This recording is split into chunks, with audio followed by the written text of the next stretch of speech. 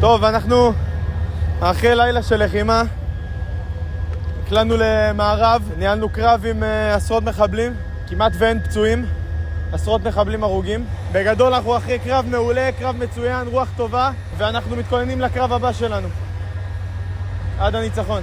במהלך העצירות מחבלי חמאס קפצו מתוך פירים, הקיפו אותנו במספר מקומות, ירו עלינו RPG וניסו להגיע לנמרים שלנו, להניח עליהם מטענים. בזכות הערכות טובה הצלחנו לפגוע בהם, להרוג את חלקם, להדוף את חלקם, הפעלנו אש מהאוויר, הפעלנו ארטילריה, מרגמות, והסתערנו עליהם עם הנמרים. התוצאה הייתה שהם הרוגים ואנחנו ממשיכים בתמרון עד הניצחון. בסדר גמור, אתה מייצר אש גם ימין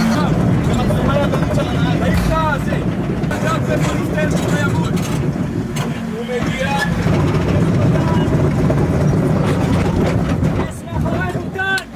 יש מאחורינו טנק!